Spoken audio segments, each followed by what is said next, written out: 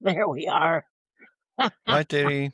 Hmm, There you hmm. are. Can you hear me? How are you? Yes, perfect. Yay! Okay, let me just. Okay, it's got all kinds of stuff. Wants to. Nah, nah, nah, nah, nah. I don't think I need that. Okay. It was a million gates I had to go through. Oh, sorry about that. No, that's Okay, okay. No apologies. let me just get everything sorted. Okay. Sound. Okay. Always have to make sure I press record it. So, okay, that's good. Now you Okay, record so before you don't go live, you record and then no, put it up later. yes, we record and then we'll edit what needs to be edited. So if there's anything you want to like cut Oh, that's or sweet of there's like you. Okay. something that I don't know, like Yeah. maybe I forget what I want to ask you and then we'll just cut that bit out.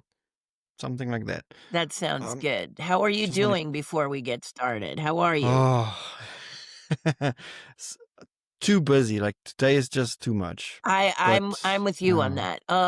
We have a lot of going on with my family, my family with my husband's family. I lost my mm, parents very recently and now oh, he is not losing his, but his mom is elderly and it's time to get her more care and our lives are being completely uprooted because mm, other family members are having the same situations. They have lives of their own and they're trying to and it's all major. I don't know what it is about this year, but it's all major stuff. mm, So that's why I wanted to write to you and apologize about the book because I wasn't in the right headspace. I found myself really morose and melancholy mm. and I don't want to delay because I feel so honored to have you as publisher and Chris as co-writer. But luckily, Chris is on fire. I'm just going Oh, to have to yes. stick my marshmallow into the fire and hope that he has time to even help me write the book because he's so busy. He says he does, Incredible. Yeah, but he's I don't know amazing. what. I've asked him, like, do you get enough sleep? Like, do you take care of yourself at Yeah. least? So he says his wife makes sure he does. So Yeah, that's but good. I know how he feels because part of him says, I'm going to beat this. And the other Mm, part of him says, how much time do I have? And he is yes. such an inspiration to me, but I can't take him for granted. And I wrote him the other day and said, I'm so sorry I haven't gotten you some material because I've just been really upended with these latest things that have been happening Mm, with I'm closing out I think I'm finally done with probate with my father, which lasted 2.5 years, almost 3. And then yesterday, I'm almost done with closing out the stuff with my mom. One of them was this mystery safety deposit box, which she couldn't remember what was in it. She didn't have a key to it. She couldn't remember anything from it. So finally they had me meet a locksmith down there because the bank is phasing out all safety deposit boxes. So it's a whole big thing. You have to oh, fill out this paperwork and blah blah blah. So the big and there was nothing in the mm. box. Oh no.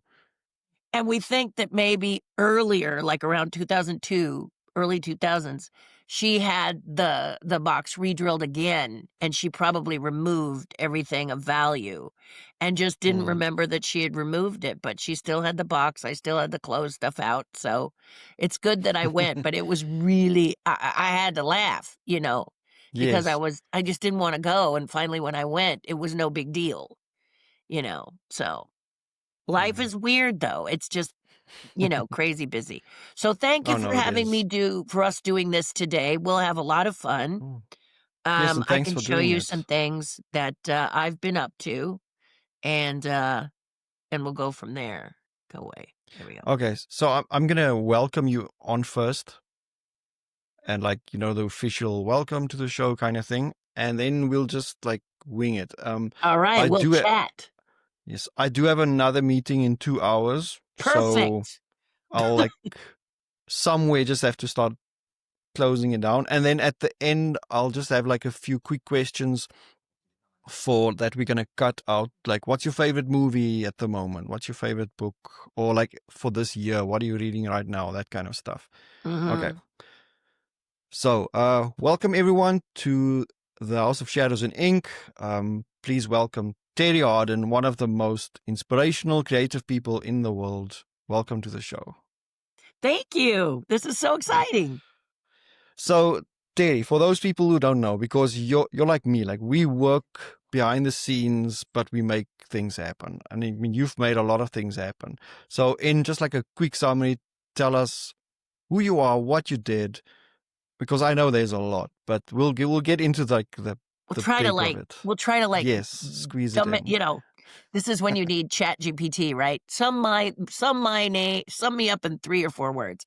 But basically, as you have said, I'm Terri Hardin. I am 68 years old. We'll talk about my childhood a little bit later, but right now, as I sit here, I've done movies, I've done TV. I am a Disney Imagineer. I am an internationally trademarked artist, so I have art all over the world. And I'm a speaker. I actually speak before lots of organizations and places. I'm not real eager to travel as I look at semi-retirement, but I talk about Ghostbusters. And what I try to do, Joe, is I try not to tell you, oh, I've met Whoopi Goldberg and I've met Elizabeth Taylor and I've met. What I want to tell you is what happened when I met them. And I think that this is a major reason that people like to hear me speak, because I not only tell you who I've come across or what I've done. For example, Dragon's Lair. If you've been to Paris Disneyland, that dragon is that attraction is my design. It's one of my biggest claims to fame as an Imagineer, a 35-foot fully articulated dragon. And it's Wow. wonderful to see people look at you and say, what, do you mean like a little sculpture? And you go, no, must think bigger, you know. In Ghostbusters, I played Sigourney Weaver's terror dog, and that's the monster in the refrigerator and then the doorway, and then I help build and do the face articulation for the Marshmallow Man. But there's also Country Bears, there's Dinosaurs, the TV show, there's Muppets that I've worked with since 1982. I was developing a show with Jim Henson. I'm a sculptor, I'm a painter, I'm happy to say, since the pandemic. Just an all-around obsessive creative. If I see it and I want to do it, I do it. But my favorite thing, Joe, is to inspire others to get where I have been and to help them understand that in today's world, it's different than when Terri was looking for work. And I try to let people know that, in some cases, it's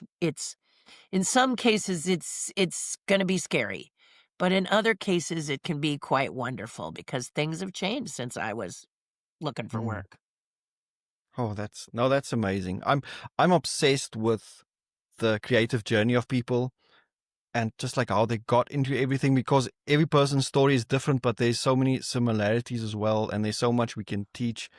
And like I love telling people what I learn and like sharing it, because it's like when you learn something, why keep it for yourself? It's actually difficult to keep it in. Like it's like gossip. Like some people gossip, we share a wealth of knowledge. I mean, so, and like you said, when you meet people, it's that experience you want to like, what did I learn from that person that you want to tell other people? Not like, ooh, name drop, I'm famous or whatever. Yeah, this bit. There's a reason those people are famous.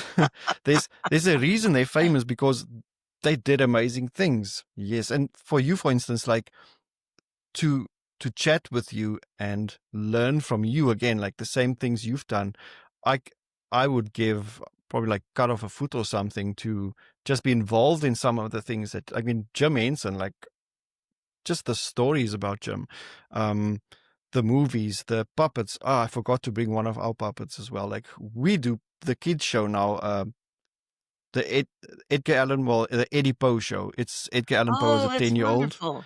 And he's got like a black cat, and there's like sock puppets, and there's a time traveling bookworm that takes him into the books and on journeys. So I want to chat with you about the puppets as well, because I know you have a special thing you do with kids and puppets. We just want to teach the kids how to read first, and then we're getting into like story writing, those who want to, Mm-hmm.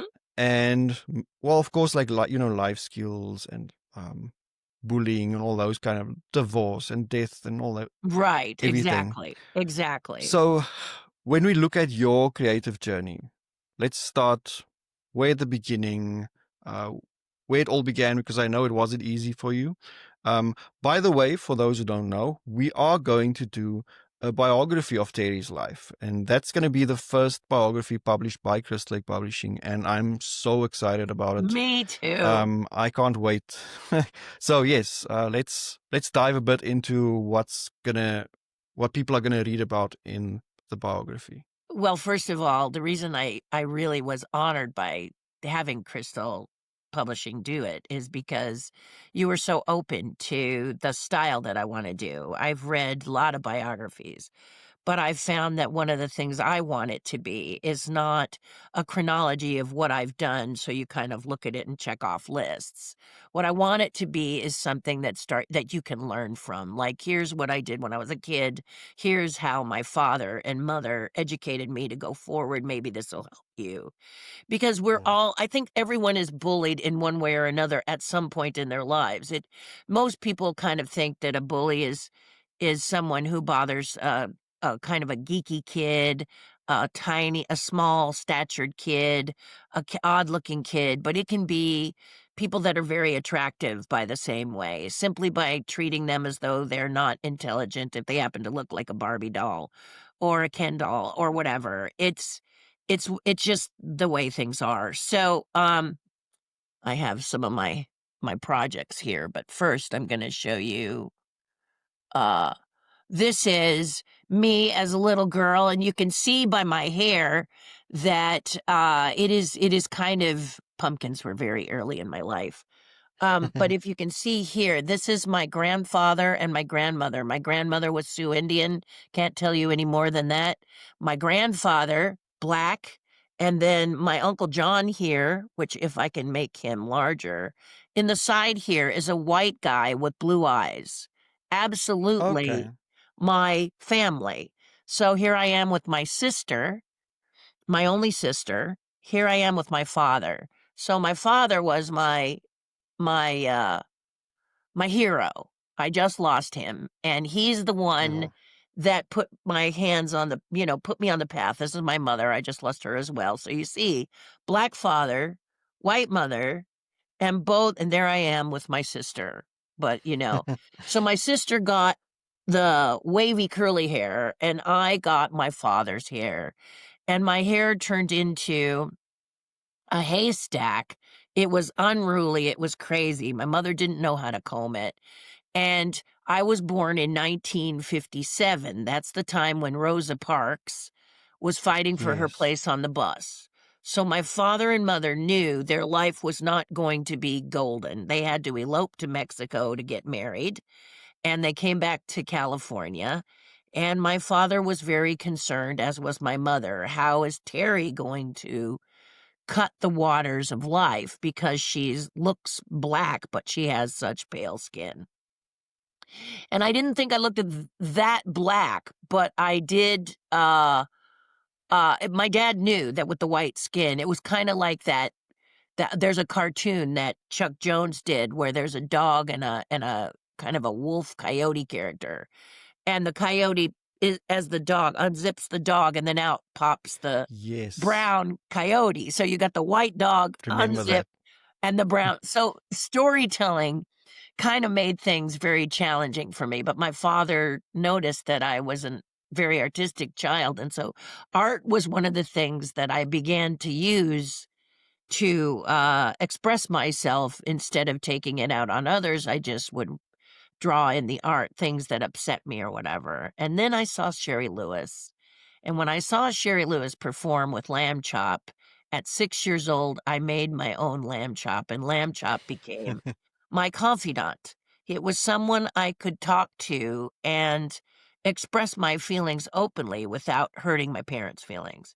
Sometimes, Yeah. when you say things, it's like there's just things you don't know if your parents are going to understand the challenges. So being mixed as a little kid, you ran into all kinds of things. My I can remember one story, if I may share, which was when my second grade teacher would not call me by my name.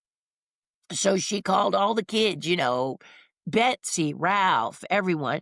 And then me, she'd say Black Sambo. So it was like Judy, Janet, Ken, Mm. Sylvia, Black Sambo. And me, being a bright, open, well-raised child, said, no, no, no, no, no, it's Terry. And she said Black Sambo, and she was glaring at me. And I said, and I spelled it, you know. But then I realized from her Sure. expression on her face that she was saying it because she was angry at me, and I wasn't sure why.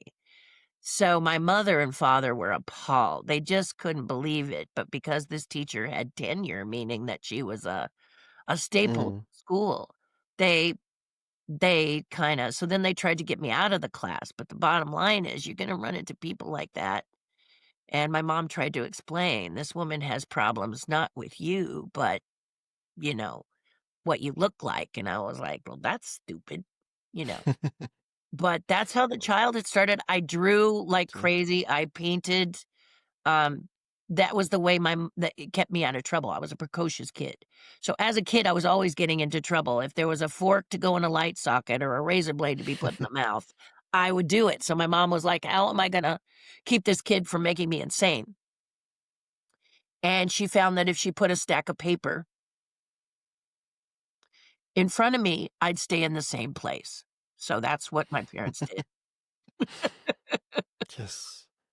No, that's wonderful and interesting and sad and everything all in one. Yeah, it's all like, Um, "Blah," you know? yes. And we all know that, like, life experiences, it's who you become, and you like it's just everything makes a difference, but it still doesn't make it easy to go through all these things. In Now when we look back, it's like it was there for a reason kind of thing, but Mhm, it's still not easy. I mean, if I have to think back, like I was in a so I'm in South Africa, for those who don't know, which used to be apartheid and all that stuff. And when black kids started coming into our school, there weren't a lot of them, but it's like we were prepared, mhm, and most people just like ignored them. Me and my friends, that we weren't friends, but we try to make them feel comfortable. You like, just like, mhm, hi, how are you? How's your day? That kind of stuff. So, and when we went to our 10-year and not reunion, one of the girls, they were just like, there was one girl and one guy. Um, and she came straight up to us and said, like, I remember you guys. You were the only ones who actually like talked to me and made me feel like welcome and all that stuff. And that meant more for me after 10 years than like seeing old friends and all that stuff. Um, because now when you think back to school, like I can't remember much from my yeah. school days, and it's not even been that long. And I'm wondering, was I actually a nice person to people? And like that just made me feel better, because how like the stupid things you did when you were still in school, like really. Thankfully I wasn't too stupid, but yes. Well, I was like a geeky kid, so I didn't play sports. I didn't care to play sports. I did run. And they told me that if I ran a lot, that I would suffer from at the time I suffered from asthma. So I Mm, tended to hang out with the kids that weren't popular, last picked and all of that. But that created a group of people in its own right. We had this little club of people that were just kind of our own people doing our own thing because we were misfits. But I was very mm, happy to be a misfit. And when puppets came into my life, when I started to bring puppets out into the world and perform with them, and not necessarily like, here's my puppet show, when I was introduced to them, I realized that they were a way that I could tell my truth without offense, because puppets can say anything. So the puppet would be the distraction, and then the puppet could, um, be friendly or could say directly how they were feeling. And as a child, I started to realize this was a great place to let out. If I was being bullied, I was defended by a character on my hand. And for some reason, other people didn't differentiate between the two, or I could act in a play, or I could sketch these amazing things, and people would start to look at that and forget, what I looked like. But, my mom would, people would walk up and go, "Your sister's really beautiful." And then other people would say, "Well, that's a not nice thing to say to you because it kind of says that you're not." And I said, "No, I'm the funny, quirky one. And I'm very proud Mm, to be the funny, quirky one. I don't have to be, I don't have to be one of these model types. I'm much happier with who I am." And I did spend a lot of time on my own doing creative things and building things, but that I was happy doing that. oh, that's good.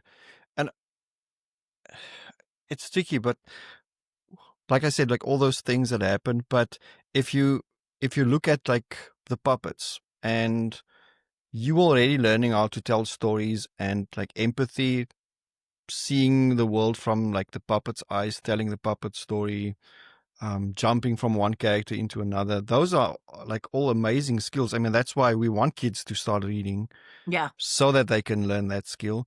And if they can do that with puppets as well, like just the creativity that goes into it. So my little girl's 6 years old, and if we put a whole bunch of just like stuff in front of her and she can start building and making exactly. faces and like it starts coming together, she just loves it. And whether it's like coloring, painting, whatever. So um I think we need to have a make our own puppet for the show as well. Well, and I So think that kids, people need to realize that the computer and this small screen isn't everything. In fact, mm, if you're fearful of AI, start to build with your hands. Find out what clay is. Like a couple of days ago, I spoke up in the Bay Area. I live in California, US. And San Francisco, I went up to San Francisco and I spoke in front of a lot of creative people. But it was surprising when a person would say, "Oh, you work in clay. Are we talking ceramics?" No, I sculpt figures and creatures and giant dragons and all this kind of stuff. And it starts with fabrication. That's what I do. And I think the more you mm, can have people work with their hands, I don't see AI being able to duplicate that, no. except from an AI point of view. A human point of view is always going to be individual and different. And so it's really fun to see people take a ball of clay or something and just be like shocked, and then all of a sudden they're drawn in, and they're making stuff out of cardboard, or they're making stuff out of actual Mm. tangible, feelable materials instead of this stuff or this stuff. That actually makes me wonder. A lot of people watch these YouTube videos of just, they call it relaxation videos or something, where people are just like playing with clay and like the sound, like it's like sound therapy. I wonder, maybe it's because they spend so much time online, they like the sound of like a scissor going through paper and hands just busy with something. It's so Mhm. weird. Like I'm not appealed to it, but maybe because I still do stuff with my hands, not that much, but Exactly. no, that's quite interesting. You start to giggle, Joe, because you're saying to yourself, the sound of clay or the cutting through paper, because that's what it attaches to. That's what it does. One of the things I'm working on now that just delights me more than tongue can tell is that I met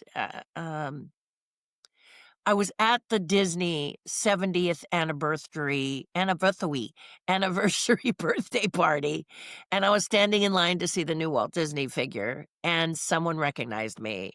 And it was a father and the little boy, and the little boy said, "Hey, I have this bird body, and I'm wondering if you would be willing to sculpt a head, because I do a lot of prototyping and a lot of one-of-a-kind sculptures and a lot of all kinds of stuff, really." And so I said, "Sure," So he came over and, we agreed on a price, and so now here is you've got to see this because it's so amazing, and it's I can't get over I can't get over how excited I am about it. This is this little guy here, and I'm gonna do this. This is Hmm. Oh, nice. This is a background bird from the Enchanted Tiki Room, Disneyland. And he was completely busted up. I mean, he was just a mess. Old fiberglass, old feathers, Wow. and we have built the perch. My team. Let's do it this way. We built this perch for the bird to stand on, and then we did these legs. So it didn't have any legs. It just had this flimsy wire stuff on the back. This flimsy, you can't see it too much, and this was not attached to this. And he was very busted up. And then he has this hole in the Sure. top. And as you can see here is where we repaired it. Right here. Mm. It was cracked. This is a screw that does nothing. It was left in the back. And then on this side, you can see it was repaired. So we repaired it. And now the next thing to do with this guy is to take the head that I am sculpting Wow. right here, this little head, and this little head will soon go on to the body. So you can see that.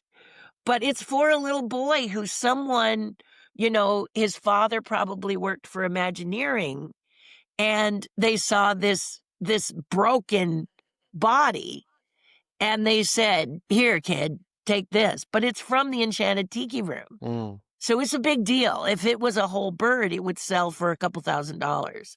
But because it was just wings and they're all beaten up, you can see, I mean, I don't know if you can still see, but there's like a feather here. And then this is Yes. all, and it doesn't show on camera, but it's all bumpy and everything. This is because this bird was like, if you have 4 lines of chorus from the stage, this was probably 4th line. So, throw Okay. on something and there weren't real feathers or anything on it. But because it's for a young person, we've decided to create this amazing piece. Ugh, pull this on. This amazing piece for, okay, just don't fall. Okay, there you go. This amazing piece for this little boy. He's 15. And he loves Disneyland, and so he does a lot of study of Disneyland, so his father, but here's the little bird, you can see it's coming along. This right here is, and if I cut to this camera, you can kinda see from the silhouette that there you go. You can see from the silhouette, but that he's coming along. So today, I have to retrofit this neck into the body, because the body has just been delivered for me from my other colleagues. But it won't animate because the little boy doesn't want it to animate. He just Mm. wants it started with a bird. I want my bird to have a head, blah, blah, blah. And that's where it came from. Sure. And it's been, but my point is that it has been such a fulfilling project because it's for a young child who isn't playing video games. He might have a game or two, but the bottom line is that he just loves Disney and researching Disney, and those people built real stuff, and it's so exciting. It's really an It exciting. is. I've got several pieces here that I'm sculpting and painting, and I just want to work on that one because it has some sort of sweetness to it Mm. that I can't explain at a time when I need it. I really need it after the loss of my parents, because the loss of my parents hit me more than I expected. So to be able to be in here and sculpting and just thinking of this child, when I do a one of a kind piece, I send you photos of it. I send you progress shots. And he's so delighted. His father is often saying, "Well, you've sent me the pictures, but he can't respond to you because he's in school." So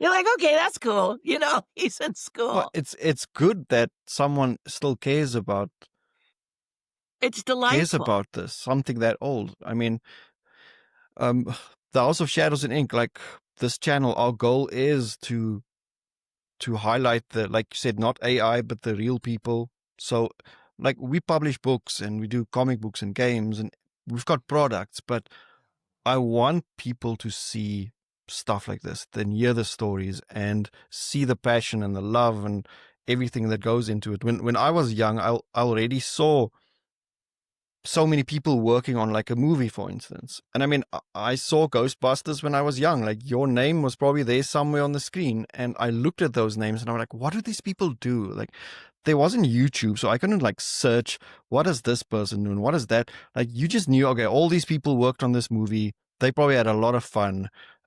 But I had no idea what goes into it. And so Yep. today, I don't want people to ignore that fact and think No, everything is and just computers and AI and whatever. let me see if I have. I'll show you some really fun Ghostbusters stuff because, like I Cool. said, if you're a fan of the original Ghostbusters, where I did have the blessing of being Sigourney Weaver's monster dog she turns into, temple dog I call them, but they're terror dogs actually. And they asked me if they put me in this dog, would it have feminine attributes? And of course I said, yes. Did I really know? No. But the answer is always, in case you Always get the yes. opportunity, Mm, yes. yes. And I'll show you some fun things about it. I also did, my first movie was Dune, 1984, Oh, where I helped build the still suits. But cool. Ghostbusters was one that I don't necessarily script read well, so I don't know when I read a script if it's funny often, but when others read it, uh, it's laugh out loud. And so soon I realized that Ghostbusters was not only funny, this original thing, but that it was a big Mm, deal. I didn't have a television set, so I didn't know. I knew of people like Dan Aykroyd and Bill Murray, but I didn't know Saturday Night Live, which was huge then. yes.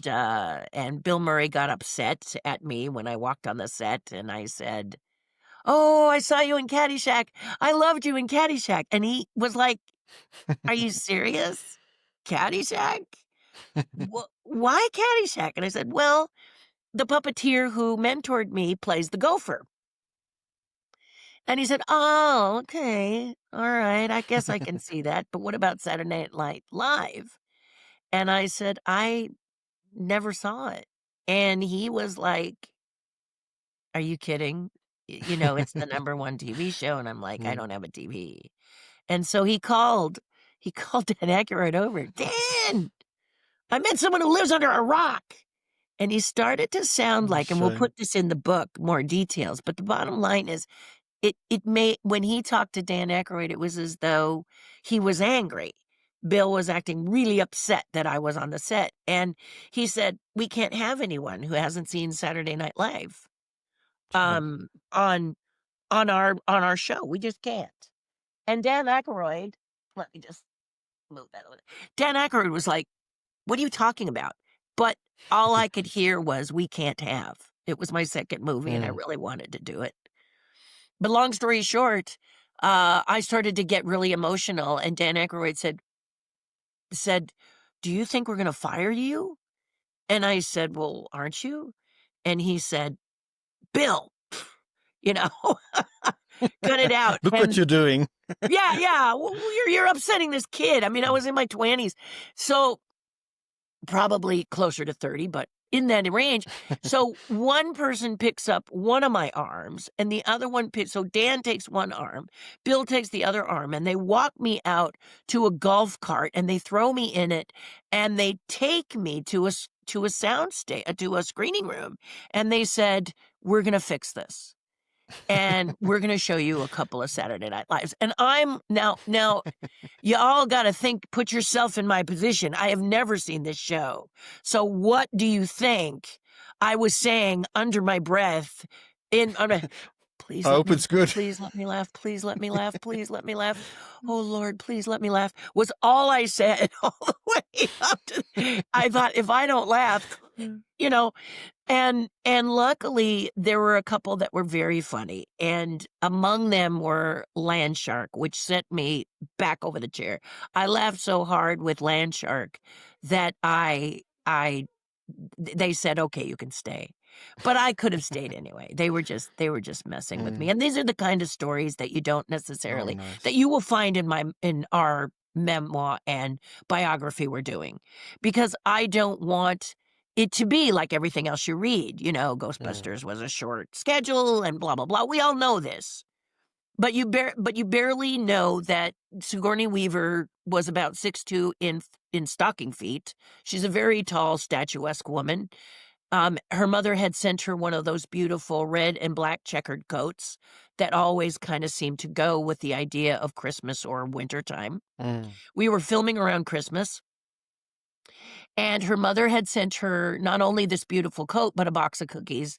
And one of my best memories of Sigourney Weaver was her walking around and saying to us, would you like a cookie? My mother made them. Would you like a cookie? Merry Christmas. My mother made them. And it was just magical. It was a really, really, really fun time being with these very talented, fun characters. Bill found out that I was a very gullible person, so he was always trying to punk me one way or another. And I found him to be, it wasn't mean-spirited, he was just a stinker. And I was in love with many of you may or may not know, there was a show called, a soap opera called General Hospital, and there was the Castadines versus two leading characters. There were two major characters in that show.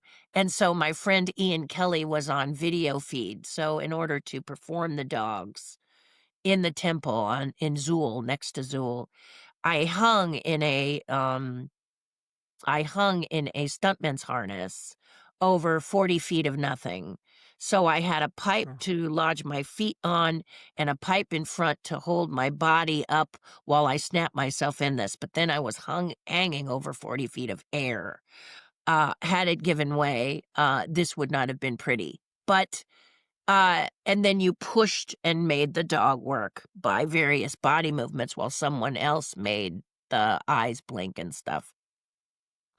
So when I was inside the dog, when it was lunchtime, it was around noon, and that's when it was Luke and Laura on General Hospital, just remembered.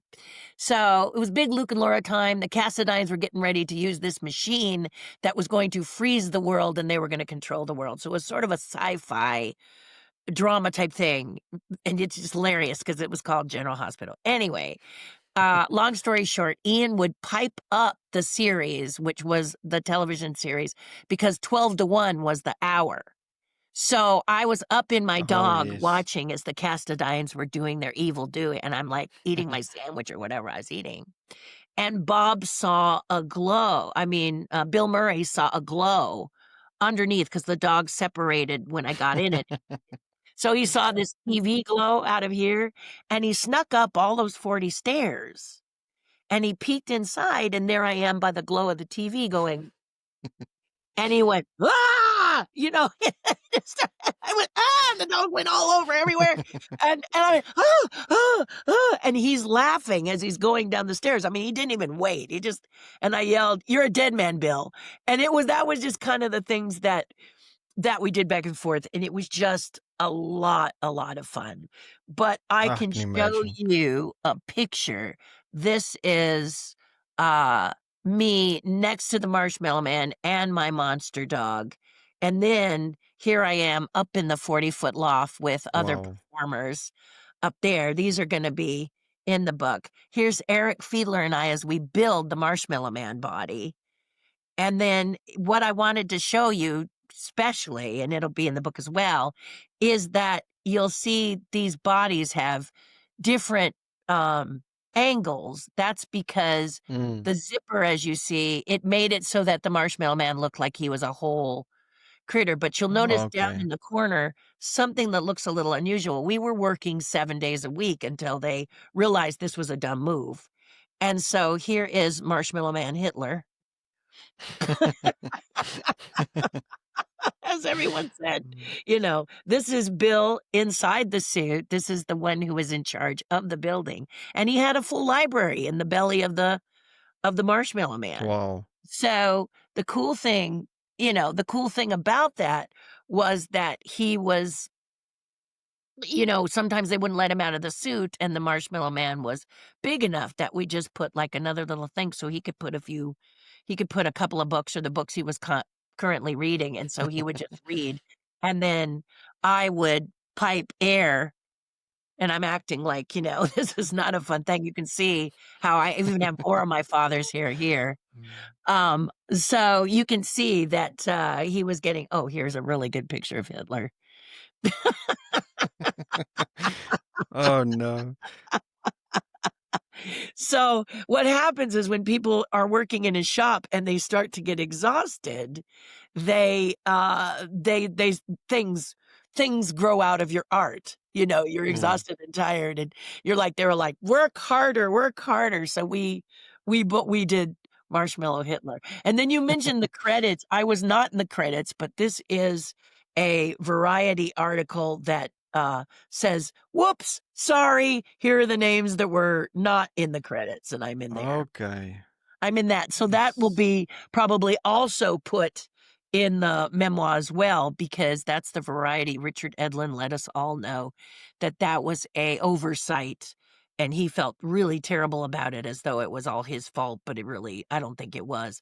But he made sure that Variety had that Mm. article in there, so just for Well, I'm pretty sure eventually there will be like a 50-year, like special edition, and they'll include all the I hope names. so. Mm. There is a book, and I meant to bring it out, and it's in my office, and I apologize. There's a book about this thick, that is, something out the town, clean it, the town, and it's based on that's the title of it, "Cleaning Up This Town," or whatever they used, whatever the phrase is, it's not coming to my mind, but it is an interview by a couple of lovely people, and it's about this thick, and I'm all through it. Sure.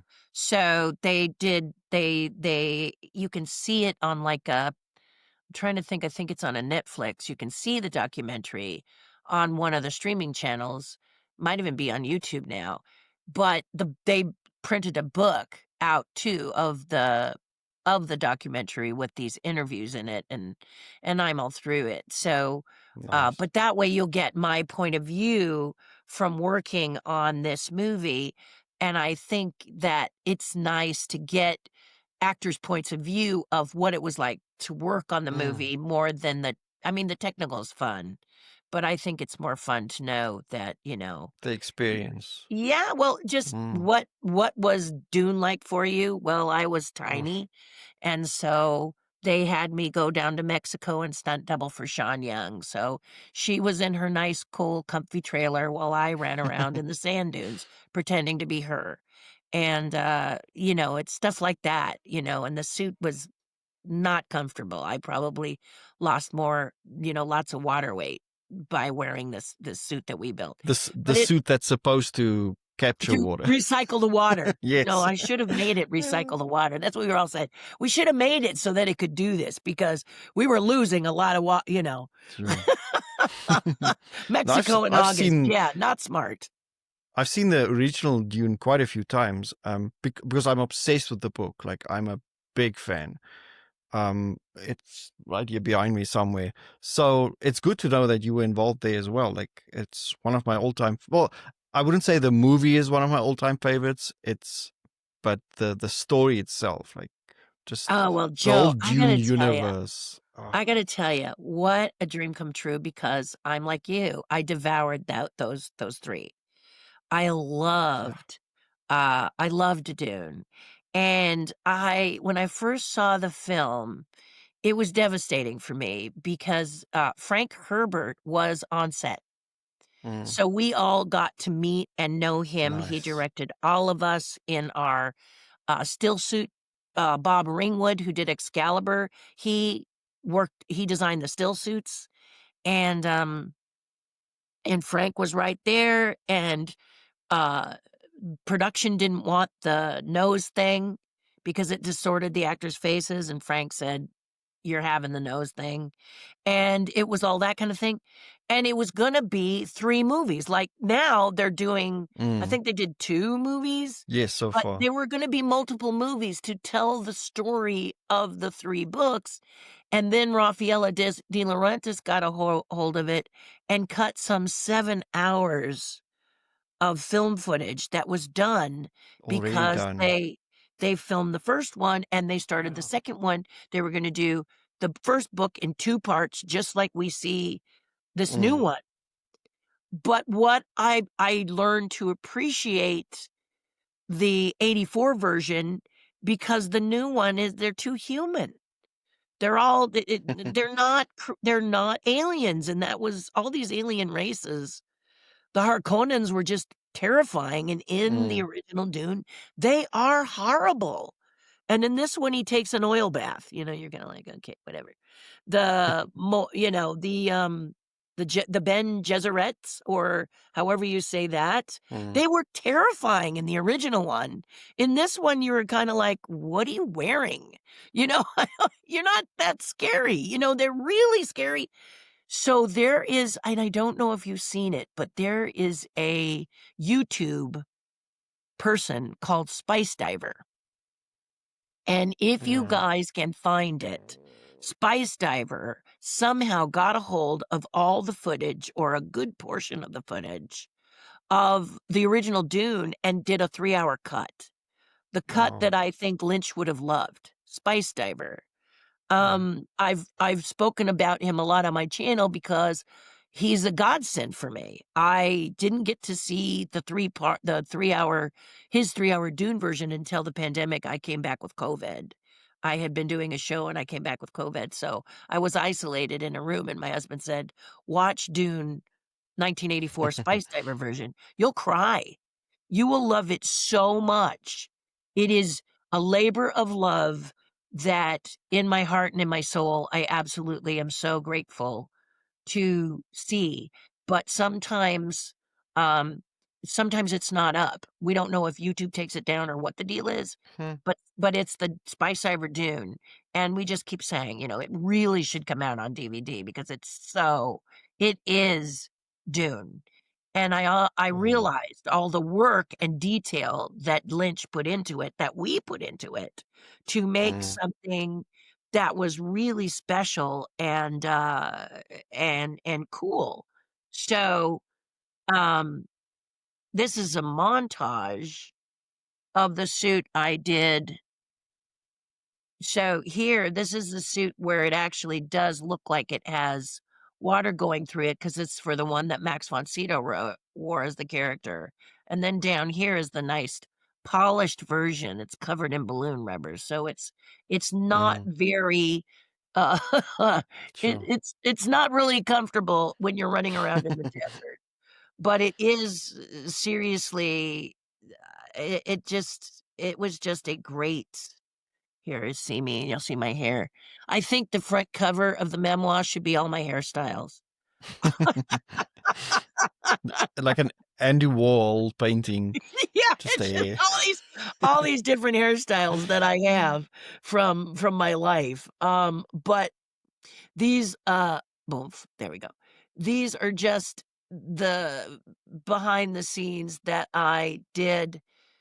I'm trying to see if you can see. Here I am as the stunt. Here I am on a set. It's a little fuzzy because, we didn't have digital back then. Mm. But there I am in the still suit, and you can see they didn't even really change my hair much. They changed it when I was running around, supposed to be her. But then I was in several scenes of ensemble because why not? I'm there. Mm. That's the female, still shoot version, and I still have the patterns. So people are often writing me saying, "Can I get the patterns? Can I do the patterns from that one?" Blah, blah, blah, because I'm a builder as well. So, it's a lot. Nice. It's great. The films are great. The Disney stuff is great. The little characters, like you saw that little bird, are great. And now, as we talk about it, the memoir's gotta be maybe in, I'm thinking sections, but I don't know. All I know is I want it to be something where I talk to you about what these experiences did to help me Mm. to feel more confident, to go from where you saw my hair there to, uh, to what it is now was an absolute blessing, and I remember my father saying, you know, um, "Why do you care?" And my problem was if I had my hair straightened and I looked white and people didn't ask about the black half of my family, and that bothered me, that in Hollywood, people just sort of look at you and then they make an assessment and then they keep going. So they don't I wanted them to stop and think, and blonde Mm. dreadlocks do just that. They make you stop and think. So I wanted to see if I could find a picture where you could really see how my hair, this one's good. This one will show you what my hair looks like. I was a mime. That's my hair. That's just natural, unbraided everything, and people thought it was one of the best wigs in town, and it was not, it was It mine. wasn't. Oh, that's wonderful. Yes. Ah, So I think we so touched on a few things, but yeah, yes. some things that I thought you should know is Oh, the behind the definitely. Yeah. scenes is fun. Yeah, I mean, It, what these are is the your stories I like. I love to hear. Like when I chat with people, I'm like, just tell me everything, like your whole life story, Mhm, kind of stuff. Because it's like it's such wonderful experiences, and it's normally just between, let's say, 2 or 3 people or mhm, 20 people. But like, there's a whole world of people out there who would love to just like see a glimpse of what happened or just like hear about it. yeah, And yeah, that's the wonder of storytelling. And exactly, and a those moments book can stay allows, alive. and like you said, a book allows you to formulate what is in your mind, and make your own movie. One of the Mm, things that makes me a little crazy is a person sees a movie and says, "That's not how it happened. That never happened." You know, Braveheart. William Wallace wasn't like that. Yes, mm, there was a William Wallace, but he wasn't like that. Or whatever they say. And the reality of it is a movie, which means you can yes. tell your story. If you want, um, to tell a story where you edify someone who really wasn't a hero in life. If you read about that person, it's a different person. Hmm. Yeah. But the thing that you get from it is if it makes you pick up the book to learn the truth, then it's done its job. Even if it's left a few parts out. One of my favorite is uh Hacksaw Ridge. Hacksaw Ridge. Hacksaw Ridge. Love Yes. this movie. Crazy about this Mm, movie. Lord, let me get just one more. Please, Lord, let me get one one more. more. That's real. That's true. But the story of the man, it's not that the man is not a hero. He is. But when you read the book, it's a bit of a different man. But a book is hours of entertainment, and a movie Mm, tries usually to be just about 2 hours. They're going longer now, but you have to cherry pick the bits that you want to tell. And mm, then hopefully it will be so enticing that someone says, "I'd really like to read that book." And that's what I did with, his life story. And I read, one of the things that they talk about in the movie that they don't touch on in the movie that they talk about in the book is that he had 2 wives. He was married twice.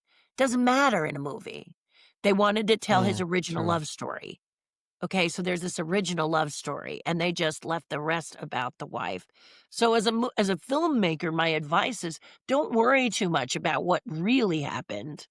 Talk about how you felt when you read that book and make that movie. Bohemian Rhapsody is another one Mm, that the Live Aid Festival didn't happen or occur in the chronology that the movie presents, but it makes a great movie, and then it yes. makes you read about this person. So and this band, if you're someone who's never heard of Queen, which is True. hard for me to imagine, but in today's world, Oh it's considered yes. retro, right? I when was this? In back in the early 2015, no. Just after 2000. I already Mhm. started hearing from people who didn't know like the Beatles and Elvis were. I'm like, what? Like really? Like we're only like 10 years apart. Like, and you don't know Elvis and the Beatles and like all those bands are like, I didn't even ask about Queen. Thank goodness I didn't. Yeah. Because they probably would have said no. And then you say, "Guys, you gotta listen to these people." For Mm, one thing, you can dance and sing to them, which is very difficult with today's music. I never thought I was gonna sound like my mm. parents, but I say to myself, "Man, I'm sounding like my parents." Today's music. What you're listening today, can you dance to it? I I maybe you don't care that you but most of the young people who are dancing to music that I listened to in Mm, high school, and it was state of the art. And then the other day, someone said, "Oh, I think the creation of vinyl is really a good idea." And I'm like, they were called records and albums back then, and it's the same. Why did they come back? Because CDs, it's very difficult to put all that beautiful art in a mm. CD. And I think people got hungry for the art again. You Thank know, it goodness. the albums have such beautiful art, or in some cases, a book Mm, is in there that tells the story of the band or tells you a story. I auctioned off my story of Star Wars. It was a book you could read about Star Wars while listening to the long playing album, as it was called. And I'm glad to see them back because, but it's really funny when someone holds it up and says, "I'm so glad they invented these." And you're like, "Yeah, they didn't. Yeah, yeah. they sort of didn't. They I, really." I'm a sucker for physical things, so I've still Mhm. got like a huge record collection. My record player isn't working at the moment. I need a new what's Turntable? that? No, the turntable doesn't turn anymore because there's like a stretch thingy around it that turns, and that one's like from age basically stretched out. Mhm. So, Mhm. but I'm sure there will be someone who can fix it for me. And it's still like the old diamond tip ones. So I don't even know if you get those tips anymore. Probably not, I think because you can the now. new ones, I heard they scratch the old records. Like it's too heavy the needle. So Yeah. I don't know. I don't want to Yeah, scratch and it's my wild, isn't it stuff. wild that is it's like, I don't know. I just think that, and I agree with you. I think they do have ones where the stylus is what you used to have. They were starting to think. I remember watching a guy who did the album presses and saying, "This is dead art. I probably will sell these." And for some reason, Mm, out of nostalgia, he kept them and became one of the only album presses when they started up again, and then they started to from nice. that create machines, so he actually cornered the market, so you never know, guys. It's like Mm, it's crazy what and I said I think we should do some more stuff from our era because the young people really, really love the Walkmans, and maybe it was because of, you know, the Guardians of the Galaxy, but I think kids yes, love maybe. those. I think kids loved those before, and then the Walkman with the wheel that you pushed from one of Apple's early ones, Yes. right? Kids like that because it holds 100 and something 100 plus megabytes or whatever of music when some of these don't hold that much, and so they're hunting them down and digging them up out of the Just- No, something that someone never said, "Oh, my throw it can't be worth stuff away. anything." Yeah, now No, they don't. I Yeah, it's don't. it's wild. It's wild. So let's go way back. Like I want to know, like, so we talked about when you were young, Mhm. and that everyone quickly realized you were creative and you enjoyed it. You're done with school. Where did you start? Like, how did you get into the business? In Did the you business, pursue a creative career immediately? I was an obsessive creator, which means if I saw it, I wanted to make it, build it, try it. So if I saw something, so the first example of that would be at age 14. My mother had a Good Housekeeping magazine, and in it was a gingerbread house. And I thought, oh, I will make gingerbread houses for all my friends, and I will decorate them, and I will put them in a country custom box. Now, most people think that at 14, that maybe is about 10, maybe 11. I made 148 gingerbread houses in custom boxes Wow. for my junior high school. And my mother stood back as the kitchen was filled with the bright scent of gingerbread, but she looked at the houses and she said, "Oh, these are awful. They look like Flintstone houses." And as a little girl, I said, "They're not done yet. Let me finish." And by the time they were finished, they were gorgeous. And people were just, the whole school was blown away by, I'm bringing in this flat of things. And that, what'd you do? Oh, I made these. So I Cool. started with that, and then I started making money as an artist at age 8. I never ever pulled down the book that said artists are broke. I left that one on the shelf. So note to you Good. all who read, don't pull that one down, put that one back up, and pull the one down that says you can do it, because it's completely possible. And I was always building and creating, but I didn't know where this was going to lead. I would build costume for my friends, costumes for myself for Halloween, carve pumpkins with my family, make puppets. Uh, but where was this going? What kind of career was this gonna do? And then I saw a little movie called Star Wars and Empire Strikes Back. So here I am at the Empire Strikes Back screening with my hair sticking all out, being interviewed by Channel 7 after having stood there for 3 days waiting to see this movie. Before you ask, why didn't you just order it online? There was no online. So, this is so I see Star Wars and I go absolutely nuts. I'll never forget it. I cut class to see it, which I know I shouldn't say, but I cut class with my friends and we went to see this amazing film. And I said, oh my God, this is where I belong. I belong making these creatures. I belong making these costumes. I belong making these things Cool. for Star Wars. The room stretched for me. So I went and saw it 67 times in my first week. And it was by sneaking into the theater, hiding in the bathroom, and changing my clothes. So I had Sure. like a little purse, like a bag, and it had outfits in it, true story. And I would change in the bathroom, wait for the next wave to come in, and then I would sneak in with everybody. On my 67th viewing, um, I got caught. And the manager called me on the carpet, and the manager said, "What the heck is the matter with you? You're cheating. You're sneaking into the theater." And I went, "Am I?" You know. And he said, "Don't am I? You know doggone well what you're doing."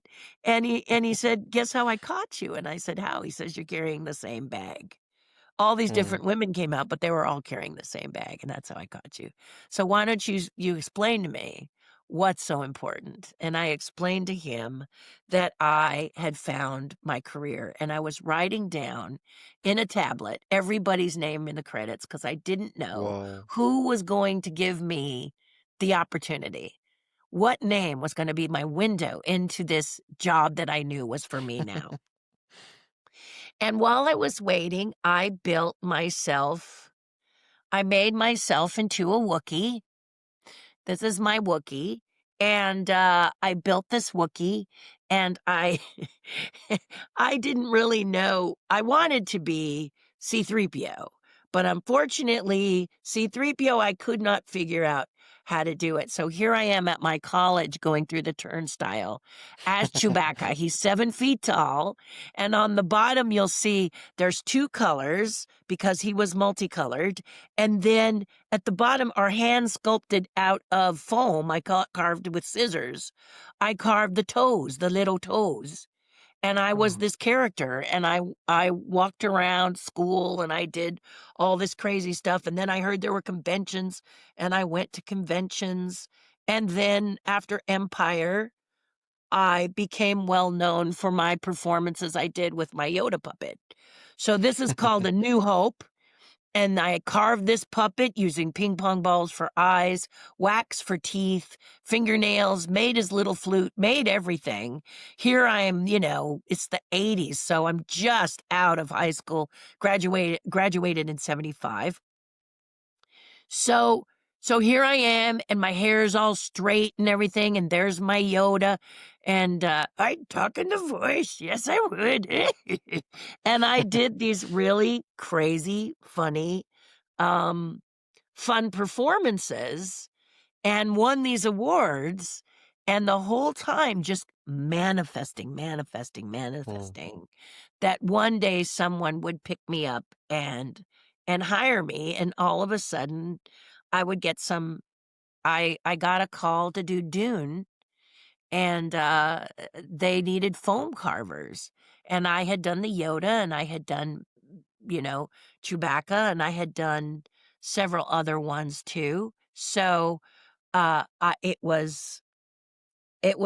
was incredible. I had competed. So now I'm making, then I see Splash. I'm getting ready to do Ghostbusters, and I see Splash. So I make myself into a mermaid. And this is me jumping out of the pool at a convention in 1980 where I won first place because I was a swimming mermaid. So when I say I just do it, this Yes. is when I realized everybody does not just do it. Mm. And because people would say, "There's no one like you in the world," and I'd say, "Sure there is. You're standing right in front of me." And they'd go, "Not like you, not like you." And I'd go, "That's ridiculous." But then I realized that there are a lot of people that are not like me. I don't have that fear that tells me I can't. I just wasn't born with it. And if the voice speaks to me, the negative voice that many people, artists have, the imposter syndrome, I don't know what that is. It's Good. never hit me. So all of a sudden I realized that that was my superpower, was to help others realize their right, their permission to create and make a living creating. They have the right to do it, and they must own it. And you mustn't let anyone tell you how to live your life. If you have an idea and people laugh at it and think you're silly and ridiculous and where the heck did you get that idea? Don't quit your day job. You're onto something. You know what I mean? You probably have a really hot idea. Case in point, the pet rock. And if you don't Mm. know what that Good. is, Google it. The pet rock was absolutely insanely ridiculous. It was a cat carrier type box with uh straw in the bottom and then a And rock, a rock. and it said pet rock, and it was huge. It sold like gangbusters. So don't sit there Sure. and think that maybe your idea is stupid because a lot of people are telling you it's stupid. Don't tell a lot of people who are envious of you or want to see you fail because they're going to tell you the idea is stupid anyway because they don't want to see you be successful. But the bottom line is your ideas, your creativity. I was one of these people that if the door of opportunity opened, I just went through it and figured out how I was going to execute the job after. So my very, very first job was Dune. And Wow. my friend said, "Go to this warehouse and they need people." So oh, and document your work. Forgive me. Whatever you do from Mm. when you're a small kid to all the way, take pictures of your work, the process, because you never know what pictures are going to get you in the door. And they saw all this foam sculpting that I had been doing, everything that I had been doing with foam. And the reason and by foam, I mean stuff in your couch. So the Yoda you saw, I took my parents' cushion from the couch, And when my mom sat down without a cushion in it, she said, "Terry, where's my What cushion?" did you do? It is. She was like, "Yay! Yay!" My daughter is so creative. Doggone it. It just, things started disappearing around the house and she would just get, ah, So I did it because I didn't have any money. I found that this soft foam made some really cool things, and so I just started to abscond it is the word I'd like to use That's good. all over the house. Oh, that's wonderful. Yes. No, I hope my little one gets into the, so I'm just like throwing stuff at her and see what she like picks up and plays with and makes stuff with, whether it's Legos or whatever. Because we all know how important, like, just, how can I say this? Like, hanging on to your, like, the inner child, the creativity, all of that stuff, and not let it go away. And what you Mhm. mentioned earlier with, like, people around you knew what you wanted to do. And especially now with social media, I'm telling authors, if you want to write screenplays or work in movies, like, tell people, like, tell Mhm. everyone, let them know this is your goal. This is, like, and when that opportunity comes along, people are going to say, oh, didn't I remember that guy, that lady, whoever said they're interested or they have these skills, contact that person. And Mhm. the doors just open through word of mouth. And I mean, it's so much easier now with social media and like contacts and a friend of a friend of a friend, that kind of thing. Back then, you had to be like in Hollywood or wherever things were You happening. had to go around with a portfolio that said and you asked, "Please, sir, Mm, may I have a job?" To become an Imagineer for Disney took me a lot of years of rejection, a lot of years of rejection. I could wallpaper my home with all of the rejections of that yeah. stupid mouse going, "No, thank you. You're not worthy." And you just kept hitting the door and saying, "You're insane because I know you need my services. I know it. I know it." And that's not arrogance. I just happen to be one of the faster foam carvers in the movie industry of hard foam, floral foam, making mountains and rocks and things like Gotham Sure. City. Although I didn't have anything to do with Gotham City, I could have carved it easily. And so I kept saying, Disney can use my services and I want to sculpt for the Disney company. I think I would be really good at it. And they just kept saying, no, no, no, no, no. And you can say you give up. I actually put it on a side table for a while and did something else. I went to work for a friend of mine and I carved the head for McGruff the crime dog, for Smokey the bear. Nowadays, Smokey is kind of an interesting, I don't know if it's a puppet head or digital or somehow in the middle, but the mammoth in Mammoth Mountain, there's a skiing mammoth, and it's a suit that a person wears, and the head is still my patterns. So Mm. and I did that centuries ago. So, the thing that's nice about that is you sometimes you put a project aside because either you're ahead of that project or that project isn't firing off. So, rather than get angry, you just put it aside. And one day I was sculpting at this little studio, and my friend walked in and he said, "What are you doing?" And I said, "I'm waiting for Disney to get a clue." And he said, "Well, let me help you with that." And he introduced me to someone. And when they finally looked at my portfolio, they kept saying, "Holy, what the? Mm. Where have you? Where have you been?" And I said, "Stupid me. I was knocking at the front door. I should have come in the back." And they kind of smiled and laughed. And then I was put in the rockwork division. You'll see even another wild hairstyle here. Here I'm working on Big Thunder Mountain. This is for Paris, France. The guy in the back is Vasily Virales. He was my partner, and we were building the exterior for the Sure. Big Thunder Mountain Paris, in which you board it on the mainland and you come up on an island. And this is it actually at the location. So the arch is completely mine. There'll be stories about that. Here I am taking a tour in Paris, and showing them, talking to them about what I did at the park because I did a venture to Paris finally.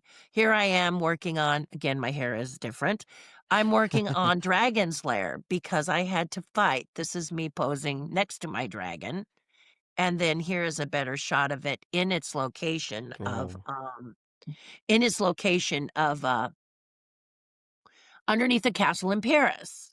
So here I am smiling because it's underneath the castle in Paris and it's at a location that I did. But I had to fight for this Mm, dragon to be.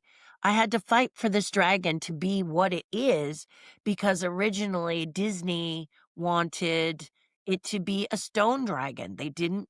I know this is going to be hard to believe for those of you who have not heard this story before, but they believe that it was fine as a stone dragon. I was like, "But isn't Disney about animation? Why aren't we animating it?" And mm, I had to go all the way to the top and pitch why this needed to be animated. And Tony Baxter, who was senior vice president in charge of Imagineering, but also in charge of Paris, after hearing my spiel, and the full story will be in the memoir, of course. And that he said, well, okay, okay, I like your passion. Um, Now you build it." And I went, you know, for just a split second. Oh, yeah. I cool. don't want this out here. Yes, Am I gonna please. be glad? I'm gonna act like I'm really, yay, I'm real Mm, excited because I'm scared to death. But like I said, I went through that door. I had never done a ride before, but I certainly knew sure. dragons. I love dragons. I drew them all the time and sculpted and played with and made a puppet and did all kinds of crazy stuff. So they said, "Okay, you're gonna do it," and I did it, and it was a dream come true for me, and that cracked that. So cracked into Dune because I was sculpting in a material that they wanted to use, and the only reason, Joe, I was sculpting is that material is because I had not enough funds to do it the way I thought they did was clay and mold. Mm, And all of a sudden, this is the way they were doing it. I was blessed, absolutely blessed. From there, I met a lot of like-minded people building with me on Dune, and they said, "Hey, Marina Del Rey," which is down near the beach in California, "is, gearing up for Ghostbusters. Why don't we all jump in a van and go down there and see if we can get the next job?" And that's kinda how it worked, is you kinda jumped from lily pad to lily pad. And then, I was also in a puppet group. Sid and Marty Krofft was kitty corner from where I lived. So they announced they were gonna teach a team of choice puppeteers for upcoming shows that they were doing, and I got one of the slots, 3 women out of 30 men. So there was 30 people, sure. 3 women, and the rest were men. So this was very exciting. And I got to be taught voices by June Foray and acting by, I mean, it was just incredible. It was just incredible. And some of the shows I did with Sid and Marty were weird and strange, but just a great. Now I'm breaking into the puppetry for film Mm. area, and in '82, I did the chicken McNuggets for McDonald's. They were little puppets, and then they became CG, but they were puppets that I built and operated, and they flew me to New York Sure. to do a show, and that's where I met Jim. I was taken to Yes. and I met Jim Henson there. Okay. Because I remember you told me once about a phone call you got from him to come and work for him. Just tell And us a I bit said, about that. "No." Yes. You're all I going, was like, "What? what? What?" He said the same thing. "What?" But Jim had noticed me, and there were very few women in puppetry at that time. And so I would imagine when he saw me, he was like, "Oh my God." And she's with one of the most iconic puppeteers, Tony Urbano, who had done marionette work and puppet work for years, along with Renee and his artists, just iconic in the puppet world. And there I was with just Tony. And so I know Jim did the math when he saw us, and he said, "If she's walking by his side and there's nobody else here, uh, she's gotta be good." And he walked up and he walked past Tony and he went to shake my hand and said, "What are you doing here?" And I was like, "I came to see how Miss Piggy is made. I'm a puppet builder as well as a puppeteer. I build my own stuff. And I can't figure out Miss Piggy." True story. And he said, "Okay, I'll take you down to see it." And then Tony said, "But she's with me. Like, back off." And I said, "No, I'm not. You don't you don't retain me. You don't hang on to me. You haven't talked to me in a year. Why would you say that to him?" And they kind of were quiet. And then when I exited, I got a note slipped into my pocket, like from a secret door, like almost like Thing from Addams Family. And it said, "Call this number." And when I called, Jim invited me to come back to New York. And I said, "No, I can't work in New York. I don't, it's too noisy. I can't give you my best work. But if you're ever in LA, is what I said." And he was like, "Yeah, right. What makes you think that you could ever work for me if you don't come here?" And I had done my homework. Dave Goles lives up north in Northern California. He's now very big working with Disney and the Muppets because Disney purchased Muppets, so he's a major player in the Muppets now. Um, and then Steve Whitmire, who was living in Atlanta, I think, and then Kevin Clash, who was Elmo originally, he was in Baltimore. So that's what I told Jim, and Jim said, Mm. "All right, fair enough." And then in 1989, he came to LA to do Muppet 3D Theater, and he called me and told me, "You better be good or I'm going to make your life hell." That's what he said. And I went, "Bring it on, bring it on." But we had a Yeah. great we ended up having a great time. I actually got hired for Muppet 3D Theater, and it was wild working with Jim Henson. It was really a lot of fun. And then afterwards, he looked at my portfolio. He saw these puppets that I had designed with Pat Brymer, my mentor, and he said, "What are these?" And I said, "Oh, we designed these for a disposer care commercial, a garbage things that live in your garbage disposal." And he said, "Oh, I wanna do something with these." So we were writing a show. And I still have that show because we never finished it. He passed before we actually Oh, got in, yes. you know, the the nitty-gritty of it, so it's still mine. And I'm Oh, thinking of bringing it back and doing something with it just to honor him and how much he felt that he loved my characters because they didn't look like the Pie Mouth.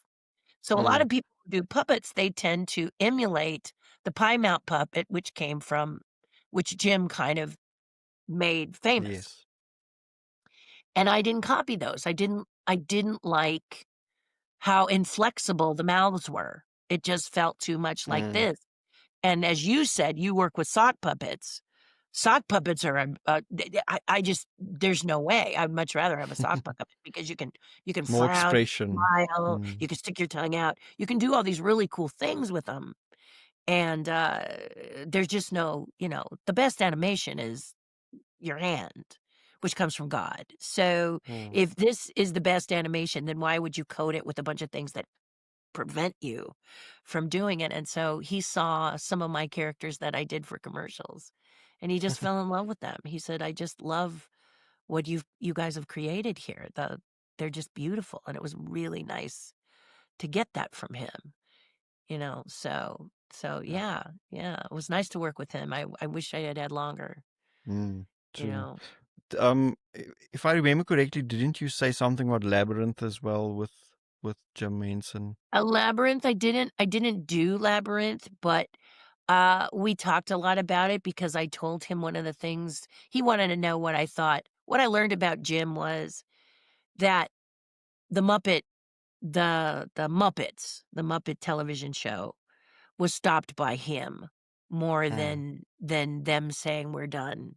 Like you assume it goes 10 years and then, "Yeah, we're getting kinda tired of it, move along." It wasn't, it was that Jim was getting tired of it. He loved doing these things like Labyrinth and Dark Crystal, and Mm. at the time, I guess they weren't. I always thought they were huge hits, and at the time they were not, and there's a documentary on Disney Plus that kind of now sort of emphasizes the fact that he was always looking for more ways to tell unusual and unique stories that people were just kind of about, but that I went crazy for. I Same. thought Dark Crystal was amazing. I thought he needed to work with a different material for the Gelflings because it was too hard for the puppeteers to stay in the way they were made. They were hard for the Gelflings to create emotion, whereas I just had other ideas, of course I did, on how they could have made them a lot more fun. And of course, Jim and I didn't know each other when they made that. Mm. But we talked about Labyrinth because I told him my favorite parts of Labyrinth were not anything that involved the actors. I mean, the actors were there, but the hole that she falls down in where the hands create Yes. characters, Mm. I'm mad about that. I love that's my favorite sequence. Or the little characters that dance and the heads bounce between the feet. That's what Mm. I love. I mean, and I told him, and that I think that's how we managed to become such good friends because without knowing it, I was telling him I loved the weird stuff. Mm. And that was so Uh, it was exciting to see someone light up because you were talking about stuff. I thought, "Oh, if I tell him I'm not really." I mean, I like Miss Piggy and I like Kermie, and I think this is all brilliant show. But what I really like is I like Animal because Animal is so nuts and, yes. you know, but all Mm. of a sudden he said, "I really appreciate that because I love these are the things that are Mm. my favorite." The innovation in Dark Crystal from the Yes. giant giraffe-like creatures that were people that were athletes in these things or the beetle creatures or I'm sorry, that movie's just got some major, wonderful, Mm. just, and I told him it's definitely one of my favorite because I knew the physicality it took to be these characters and how wonderfully the team had banded together to puppeteer all different kinds and types of puppets. When you look at what it took to be a lot of these characters, it wasn't you had to be physically strong for a lot of them. Mhm. So, yeah. Yeah, when he died, I Yes. thought my life was over. I wasn't gonna work with Henson's again, and then Brian called me up to come and do dinosaurs, so that was great. It just was a great run. I don't work with them much anymore, but, I treasure what I did when I did, so. Mm. I can definitely say Labyrinth was one of the first movies that really like expanded my mind kind of thing. Mhm. It was amazing. And that sequence with the hands, we actually used that on a book cover once Oh, where cool. because we wanted to like to get that same feeling and like people actually said, "Hey, that's the scene, well that's similar to the scene from Labyrinth." That And we're like, reminds me of. "Yes. Yes. Yes." Yeah. Mhm. So that was perfect. It was for Ugly Little Things by Todd Kiesling for those who want to check it out. Um There I can sit and talk to you for days on end. Um Yeah, we'll have to have a part 2 I think so as well. or a follow-up Because we haven't because even you and gotten I into could like the chat kids forever. stuff forever. Yeah, Um, forever. It just one of these things that I want people to know that, for example, when you tell people, well, like you were saying, nowadays there are people that don't necessarily remember Michael Jackson, and I think this is a real shame because what a magical human being he was, and being able to work with him was not yes. my first joy. My first joy in doing Captain EO when I was invited to do Captain EO was that I was told I was gonna get to work on something directed by Francis Ford Coppola, and I lost my mind Mm, because I can am my imagine. favorite like, what movie do you watch when it comes on, no matter where it is, at any time, and it is definitely either The Good, the Bad, the Ugly, or The Godfather, and The Nice. Godfather, I don't know why, I cannot tell you why I was so engrossed in this movie, but then I'm gonna get to work with Coppola, and I told them they didn't even have to pay me, just stand me next to the man for 3 of the 5 minutes, and what a dream come true being able to be directed by him, being able to work with him. He said my name, and you're like, "He said my name!" You're just like, "Oh my Mm, gosh, what an amazing." But then there was there were benefits, like George Lucas. I was able to sit opposite George Lucas after being Mm. in his biography, Skywalking. I'm on page 3, and I'm in the index where he talks about this insane girl who saw the first movie over 181 times. True. And I sat opposite him to tell him that my feet upon the path doing the Idie and Odie characters for Captain EO, all my career I could attribute to going and sitting in the theater and seeing that, because that was the door that said, here's what you do. You asked, here's what you do Mm. with your career. And it just changed my life. A movie that I will forever be grateful for. And I don't watch it often, but I do watch it occasionally just to remember where my roots were. Mm. But I got to tell him, and then I got to work with Michael Jackson, who my mother was excited, but I was like, "Well, he's a pop star, and yes, he's very good, and he's very talented."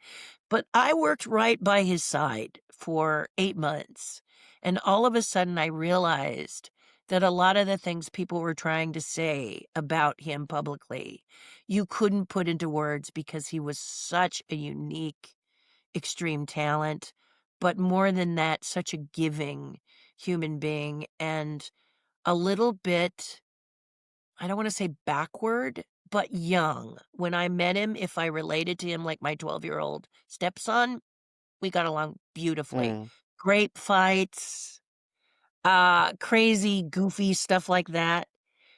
But I'll leave a story with your listeners.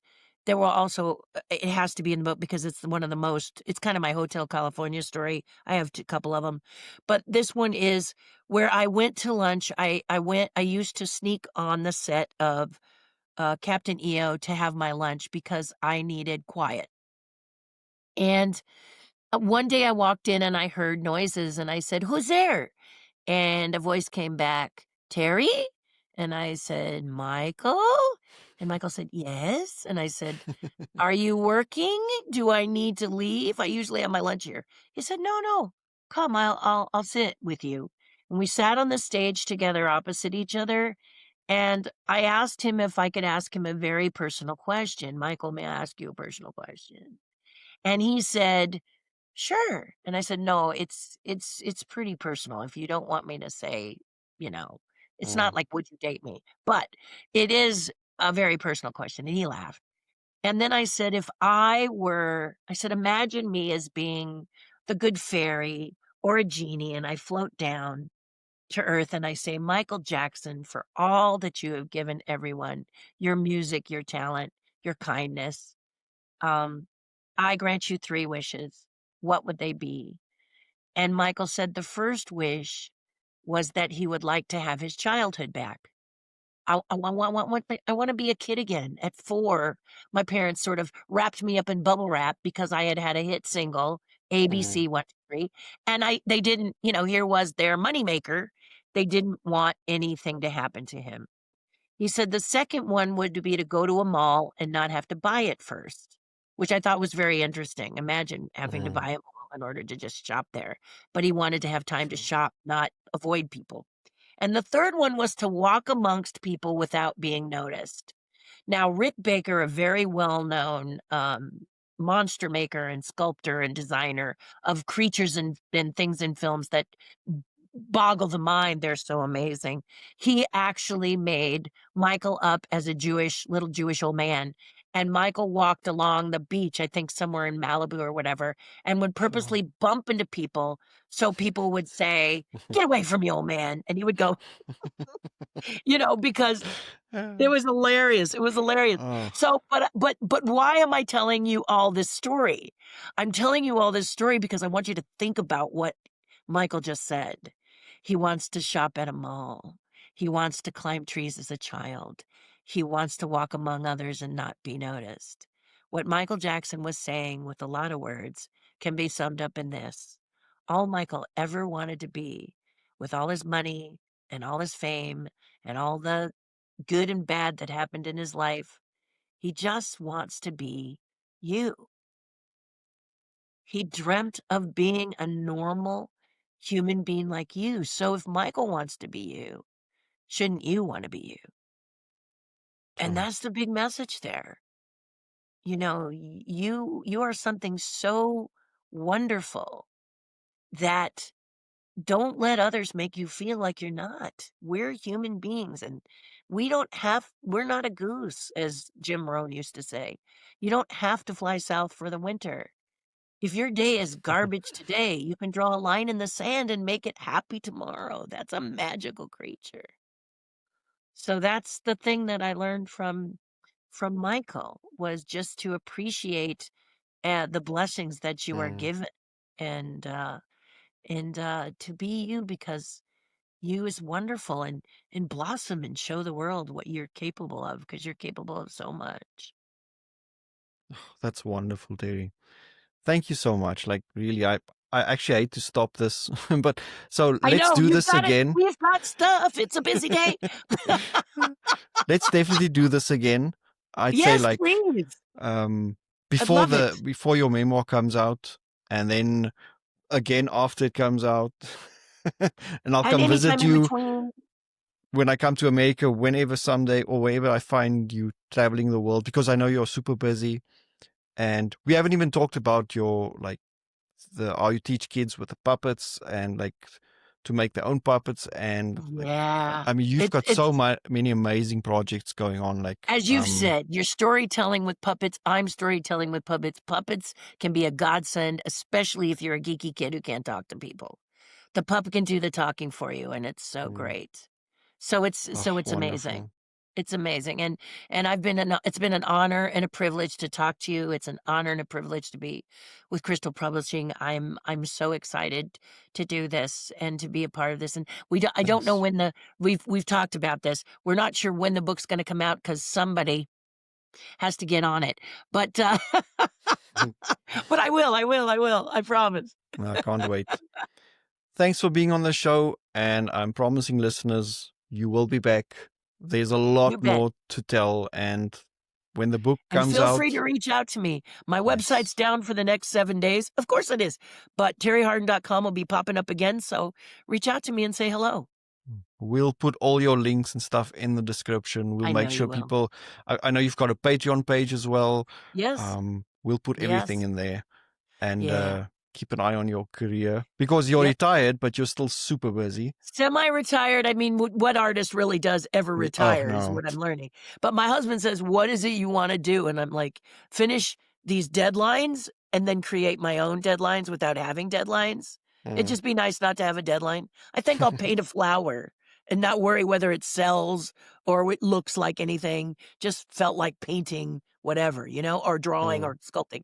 Just for the joy of playing in these materials again. Oh, wonderful. Well, Yep. hopefully one day I'll be able to actually like afford and like call you up and say, make something for me. Um, I wouldn't even tell you what because my imagination cannot picture what you can actually do. So we'll get there. I promise you that. Okay, that sounds Thanks, Terry. wonderful. Okay, you too. Take And to care. everyone else, thanks for watching. Bye.